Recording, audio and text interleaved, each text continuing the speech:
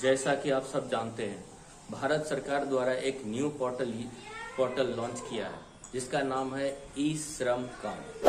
ई श्रम कार्ड अभी भारत के मजदूर और किसानों के लिए बहुत अच्छा योजना है। सारे श्रमिक वर्ग, किसान वर्ग को ई श्रम कार्ड बनवाना चाहिए। ई श्रम कार्ड से अनेकों फायदे हैं। सबसे बड़ी बात है कि ई श्रम कार्ड हर मजदूर के लिए एक सर्टिफिकेट का काम करता है, जैसे आधार कार्ड, पैन कार्ड। ई श्रम कार्ड को लेकर के भारत के किसी भी राज्य में श्रमिक वर्ग उस कार्ड को दिखा करके अपना वहां पर जाकर जॉब कर सकते हैं। इनके ये फायदे।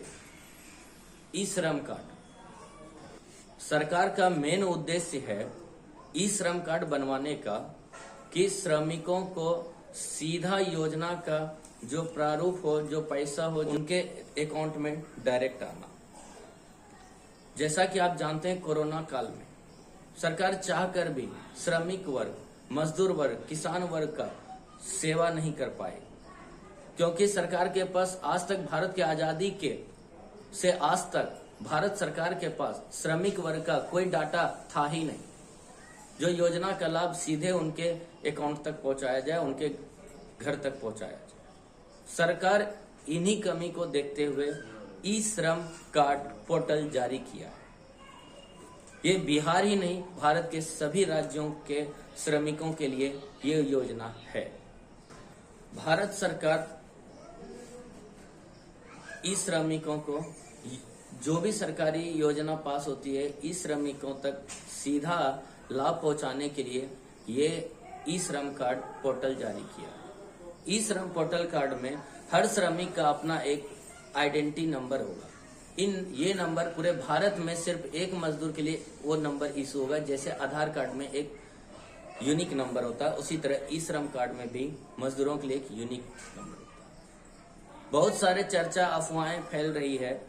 ई श्रम कार्ड बनवाने से भारत सरकार 360 रुपए कटती है, लेकिन ऐसी कोई बात है ही नहीं। ई श्रम कार्ड को बनवाने से मात्र आपके अकाउंट से एक वर्ष में 12 रुपया कटने वाला है। वो 12 रुपया भी कटने के बाद आपको भारत सरकार द्वारा आपका जीवन बीमा के माध्यम से 2 लाख रुपया का रिकवरी उसमें दिया गया है।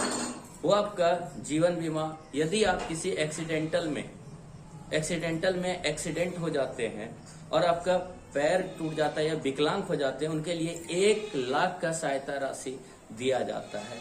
इसलिए आप डरे नहीं, ई कार्ड में अप्लाई जरूर कराएं। अपने नजदीकी जहां भी सीएससी सेंटर है वहां जाकर ऑनलाइन कराएं। यदि हम भारत के पूरे श्रमिक को जोड़ते हैं तो श्रमिक को 2 भागों में बांटा जाता है, एक संगठित क्षेत्र, दूसरा असंगठित क्षेत्र। संगठित क्षेत्र में आपका आने वाला है ईपीएफओ, ईएसआईसी और जिनका पीएफ कटता हो या जो आयकर दाता हो, उनको हम संगठित क्षेत्र में मानते हैं। और जो संगठित क्षेत्र में काम करने वाले हैं उनको इस पोर्टल पर लॉगिन करना या रजिस्ट्रेशन करने की अनुमति सरकार नहीं दी गई है। अनुमति सिर्फ असंगठित क्षेत्र में काम करने वाले को मिलती है। तो ई श्रम कार्ड पोर्टल पर असंगठित क्षेत्र में काम करने वाले मजदूर, किसान वर्ग, जो बेरोजगार युवा हैं, वो सब वहां पर अपना जो कार्य करते हैं उसमें डाल करके अपना एक आइडेंटिटी बना सकते हैं, ताकि सरकार को यह आंकड़ा मिलने के बाद सरकार इस आंकड़े को जो भी फैक्ट्री हो, उद्योग हो, सारे जगहों पर वायरल कर देने से आपको डायरेक्ट फोन करके आपको काम पे बुला लिया जाएगा, जिनको जिस क्षेत्र का जरूरत हो। यदि कोई फिटर है, इलेक्ट्रीशियन है, कोई लेबर है, कोई राजमिस्त्री है, कोई बढ़ई है, कारपेंटर है, ये सबका अलग अलग क्षेत्र, सबका एक पोर्टल तैयार हो रहा है। असंगठित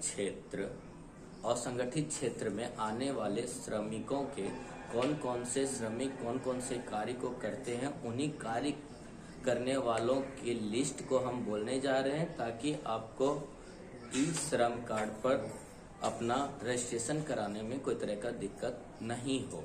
तो उनके असंगठित क्षेत्र श्रमिकों के लिस्ट का नाम सीमेंट पत्थर ढोने का काम करने वाले, चट्टान तोड़ने वाले, चूना बनाने वाले का काम करने वाले, खिड़की, ग्रिल, दरवाजों की गड़ाई और स्थापना करने वाले, पुताई करने वाले, इलेक्ट्रीशियन, प्लम्बर, ईंट भट्टे पर ईंट का निर्माण करने वाले, बांध प्रबंधक, भवन निर्माण के अधीन कार्य करने वाले, पत्थर तोड़ने वाले, मोची, हथौड़ा चलाने वाले, निर्माण स्थल पर चौकीदारी करने वाले, सड़क निर्माण करने वाले, लोहार, बिल्डिंग का कार्य करने वाले, कुआं खोदने वाले, लेखाकार का काम करने वाले, छप्पर छाने वाले, कारपेंटर का कार्य करने वाले और राजमिस्त्री का कार्य करने वाले, ये सभी असंगठित क्षेत्र के श्रमिक हैं।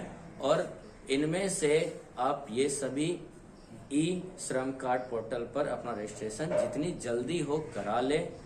ये नजदीकी सीएससी सेंटर या जो आप सभी हमको अगर यदि जान रहे हैं तो आपका ऑनलाइन व्यवस्था यहाँ भी हो जाएगा। आप वीडियो के बाद हमसे संपर्क कर सकते हैं।